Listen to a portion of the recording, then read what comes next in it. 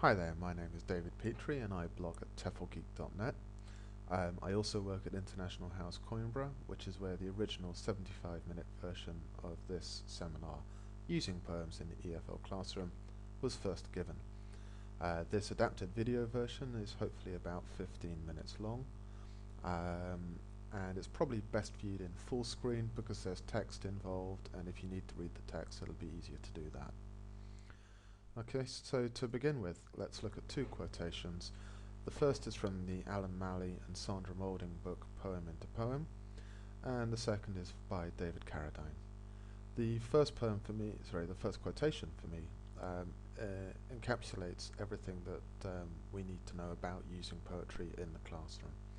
Poetry allows us to play with language, it allows us to be creative with it, it allows us to create meanings within meanings and to play with surface meanings and interior ideas. And I think poetry helps us to move away from just mere production and helps us to move into more experimental phases. We can allow our learners to play around with the language, to make mistakes, to experiment, to try things out, and just to move away from the here is the form, let's practice it, now let's practice it again. Okay, and the second quote is there because not everybody is poetically minded, but it's okay, we don't need to be, that's the point here. And using poetry with our learners doesn't necessarily require us to be excellent bards ourselves. Here are three poems, take a moment to read them, have a think about what you might use them for in class, how you might go about using them in class, if indeed you would. Why not pause the video for a moment just to read these? Okay, they've been chosen because they represent the three main approaches to using texts and therefore to using poetry in the classroom. And these are TAVI, TALO and TASP. We're going to look at each of these in turn and we'll take a look at a classroom exercise that you can use with your learners. Okay, the first one is TAVI, text as a vehicle for information. Now here, this is where you're more interested in accessing the text from a skills development perspective as opposed to a linguistic development perspective. The main idea is for the learners to process the meanings that are involved in the text and not necessarily to focus on the forms. So if we look at the John Donne poem, the language involved here, the these and the thines and possibly some of the word order, is not really necessary for learners to access from a point of view of being able to reproduce these forms, but obviously they need to know it receptively in order to understand the meanings involved. It's a classic example of the literature syllabus, and we might use it if we wanted to discuss the nature of the individual or society. Let's try an example. Here is a tuxedo of a poem. Why not again take a moment and see if you can guess the content. If you'd like more time to have a think, then again pause the video now. With learners, I would ask them to discuss the possible content based on this tuxedo. I would possibly even ask them to craft a brief synopsis, like a one-sentence synopsis or possibly a one-paragraph synopsis. And then when we moved on to the original poem, they could compare their ideas to what they found. Here is the original poem. It's Adrian Henry's Tonight at Noon. This has been taken from the Poem into Poem book, and in there they suggest working with 4 synopsis sentences so learners can choose the best one that represents for them the meaning of the poem, what the poet is trying to express. They also point out that the poem contains a lot of contradictions and juxtapositions, and they suggest that the learners could correct these. In my view, it's also, as quite a lot of poetry is, a product of its time and place. There are a lot of culturally specific references and a lot of temporal references as well. It might be quite interesting for the learners not only to correct the contradictions and juxtapositions, but to make the poem more relevant to their own time and place.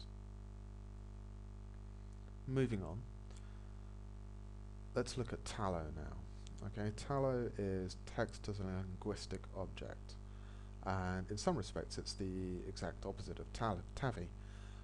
Where TAVI focuses on the meaning, TALO is where the text contains examples of a particular form that you want the learners to acquire or to practice. So a brilliant example of this is the song lyric, "I've been to paradise, but I've never been to me," which highlights the present perfect forms, but the meaning is maybe somewhat more obscure.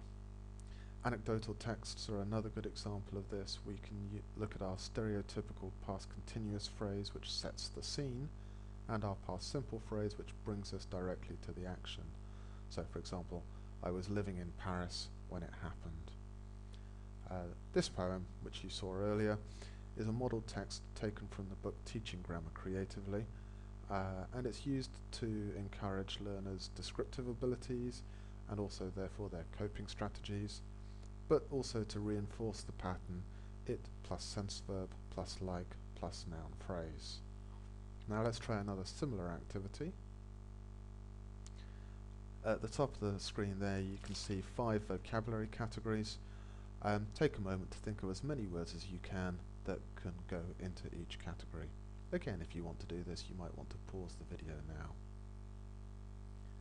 now. Back in mid-September I blogged a vocabulary revision game called Pointless, which would work quite well in this situation. If you go to the website teflgeek.net and search for it, I'm sure you can find that. Okay, to demonstrate this activity, I'm going to read you a short poem about somebody famous. I wonder if you can guess who it might be. If he was a colour, he would be dirty white. If he was a sound, he would be the roar of the crowd. If he was a smell, he would be the residual smell of bad aftershave in a nightclub at the end of the evening. If he was an animal, he would be a peacock, and if he was a food, he would be tapas. So I wonder if anyone can guess who it is that I'm talking about. It is, of course, the Real Madrid footballer and Portuguese superstar Cristiano Ronaldo. Okay, as you might have guessed, that poem demonstrates the second conditional in its differing forms. This is something that, with the support of the vocabulary that you will have got your learners to put up on the board, the learners can now use that vocab and the form of the second conditional to create their own poems, writing about family members, friends, colleagues and other celebrities. The outcomes of this activity can, with suitable correction and pictures being included or not, as the case may be, these can be displayed on the classroom wall. You can do them as a greeting card, so that you put the text poem on the outside of the card, and you could put the name of the individual, a relationship to the writer, and a photograph if necessary, on the interior of the card, which then makes quite a nice Who Am I guessing game display. Okay, moving on now to TASP. TASP stands for Text as a Springboard for Production. As you can see, the idea here is more that the text is interesting, engaging and quite possibly horrendously controversial. Now obviously TASP, TALO and TAVI don't exist in isolation.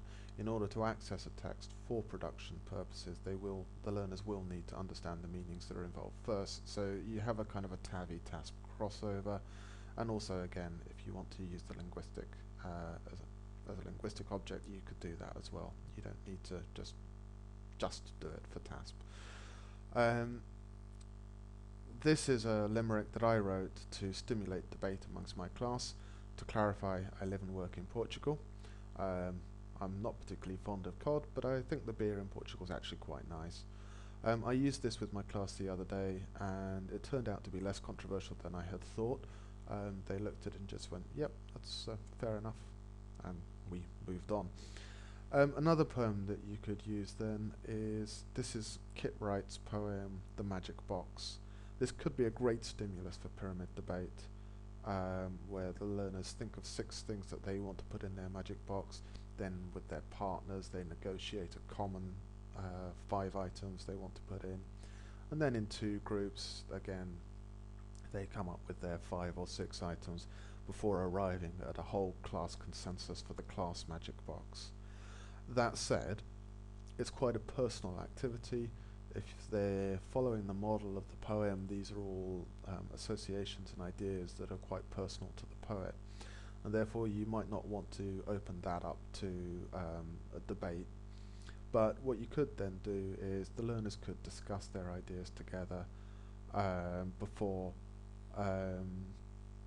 writing a poster or drawing a poster of some kind, where they, with young learners, they could draw what their magic box looks like, and they could draw the items, the 6 items they want to put into the magic box, and they could then obviously write a short description of the item and a short justification why they think it should be put into the magic box.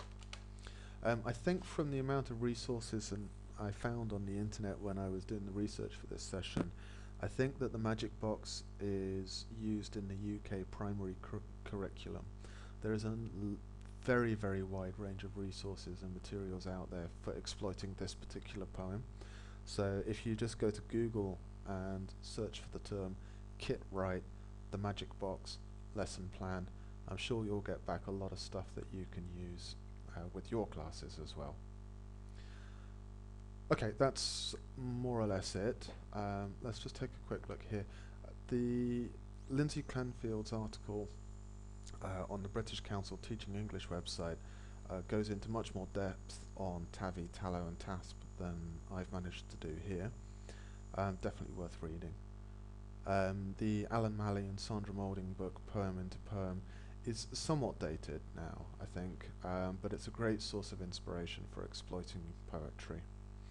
And finally, the 2006 reprint or reissue of Teaching Grammar Creatively is an excellent grammar teaching resource that is well worth investigating and allows learners a lot of freedom and creativity when practicing language forms.